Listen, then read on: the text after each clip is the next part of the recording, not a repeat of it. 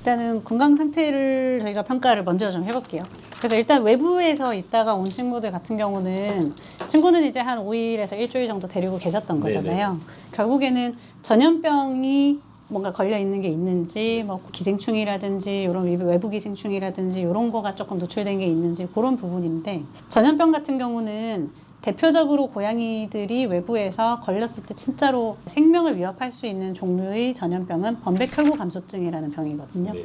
그래서 그 질환 같은 경우는 잠복기가 짧으면 한 3, 4일에서 길면 한 2주 정도까지도 잠복기가 있기 때문에 보통 친구가 당일날 설사 증상을 보이는 게 의심되는 게 아닌 경우에는 한 일주일 정도 집에 가서 밥도 잘 먹는지 똥도 잘 누는지, 근데 그 일주일 사이에 친구가 변이 괜찮았었는데 점점 안 좋아지거나 집에 가서 변 보는 걸 봤는데 실제로 뭐 설사를 한다거나 그런 게 있으면 이제 그때 검사를 받아보시라고 하고요. 이런 어떤 격리 기간이 좀 지나고 나면 그때 이후로는 특별히 검사를 받지 않고 전염병 검사 받지 않고 예방접종을 실시를 하게 돼요. 그리고 보통 첫날에는 친구 그 회충약이랑 그다음에 외부기생충이랑 이런 거는 예방을 해주는 편인데, 지금 친구가 성격은 굉장히 좋은 것 같거든요. 성격 엄청 좋아요. 네. 처음 보는 제가 이렇게 코도 만지고 이렇게 했을 때도 상당히 편한 표정을 지면서 뭐 위축되거나 숨거나 하지도 않고 그러고 있어서 저희가 일단은 신체 검사하고 이런 거는 아마 가능하지 않을까 싶어요. 보통 고양이들은 이렇게 지붕을 완전히 제거할 수 있는 형태의 그 케이지가 상당히 좋아요. 이렇게 하면 이제 도망도 못 가고 몸무게는 2.44kg 정도가 되네요. 다시 들어볼까. 첫 발정이 오고 어느 정도 중성화 그 시기가 되는 고양이들의 평균적인 체중이 보통 2kg 초반대에서 2.5kg 저희 사이거든요. 영양 상태가 굉장히 좋아요. 네. 그래서 영양 상태 좋게 잘 발육한 보통 체격의 고양이가 한 5개월령 정도 된 친구인 것 같아요. 그래서 친구들은 굉장히 이갈이도 다 했고, 아이 싫어요. 입안에도 깨끗하고요. 그다음에 결막이나 이런 쪽에도 특이사항은 없고. 근데 이제 저희가 조금 눈여겨서 보시라는 거는 눈물 앞이 좀 젖을 정도로 뭔가 그 분비물이 많으면서 끈적한 눈곱이거나, 그다음에 눈을 이렇게 까지집어 봤을 때 좀 친구가 뭐 결막이 좀 부종이 있거나 그러면, 고양이들이 이렇게 처음에 길에서 왔을 때 그 좋지 않은 환경에서 오잖아요. 대부분은 조금 눈물, 콧물 이런 걸 하면서 오는 경우가 많은데, 이런 경우에는 심하지 않으면 집에서 좋은 환경에서 건강하게 좋은 음식 급여하시면서 면역력만 좋아져도 특별한 치료가 필요하지 않고 좋아지는 경우가 많다고 말씀을 드려요. 네.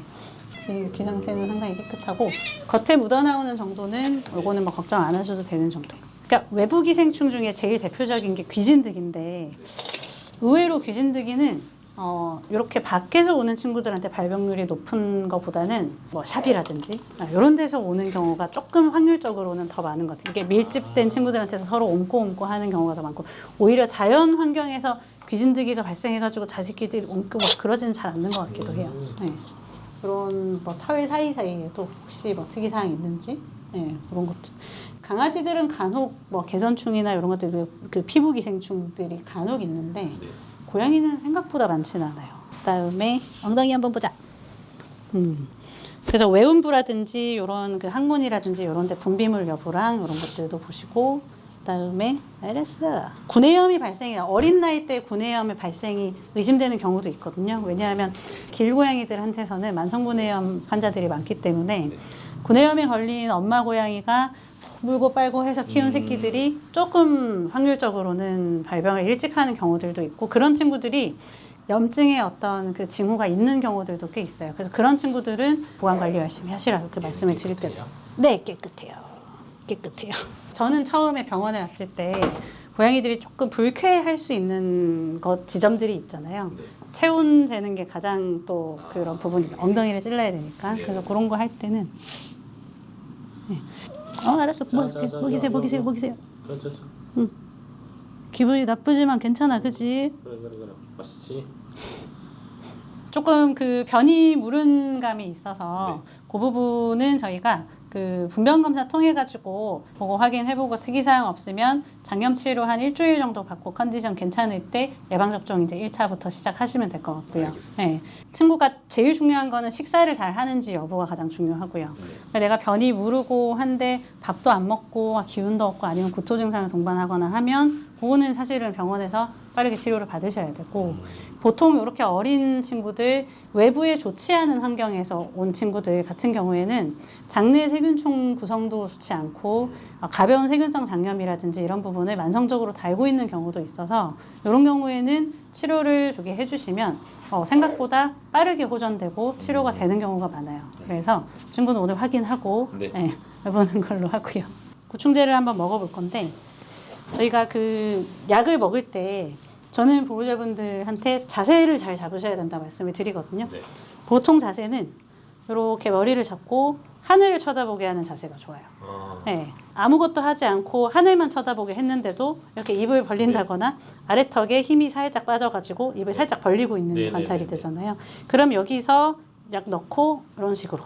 그리고 약 먹는 거는 그 시간을 아주 짧게 불쾌한 기분이 적게 들게끔 하셔야 이 친구가 이후에도 협조를 잘 하거나 계속적으로 협조를 잘 할 가능성이 있고 애매하게 지금 내가 불쾌감이 계속적으로 남으면 안 하려고 할 수도 있어요. 발을 쓰려고 한다라고 하면 친구를 이런 식으로 돌돌돌돌 마르셔가지고 이렇게만 잡아주셔도 될 것 같아요. 그럼 이 상황에서 하늘 보게 하시면 이렇게 그 다음에 투약기를 이용을 하실 때는 이렇게 알약을 이렇게 끼우셔가지고 투약기로 이제 먹일 때는 좀 빠르게 먹이셔야 돼요. 이렇게 하늘 보시게 하고 이런 식으로 이렇게.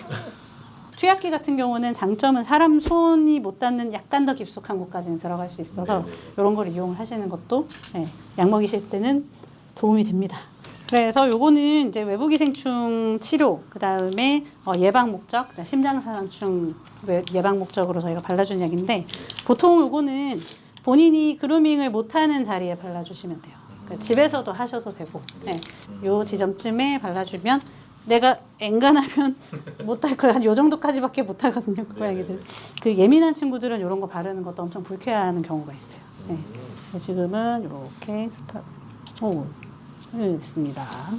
됐습니다.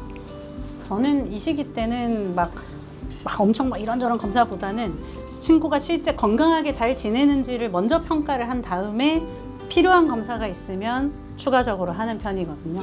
친구 그 약간 장염기가 있어가지고 약물 치료를 조금 할 건데 그 이후에 정상편 보고 컨디션 특이사항 없고 밥 잘 먹고 괜찮으면 이제 예방 접종을 시작하시면 되고요.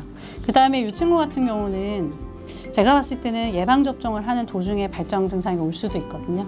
간혹은 예방 접종을 이렇게 마무리를 못하고 중성화 수술을 먼저 하는 경우도 생기기는 해요. 근데 요 나이 때는 어린 나이 때는 그럴 일이 거의 없는데 이상한 소리로 울면서 다니거나 좀 이렇게 그런 어떤 발정과 유사한 어떤 증상들이 있는지를 보시긴 하셔야 돼요.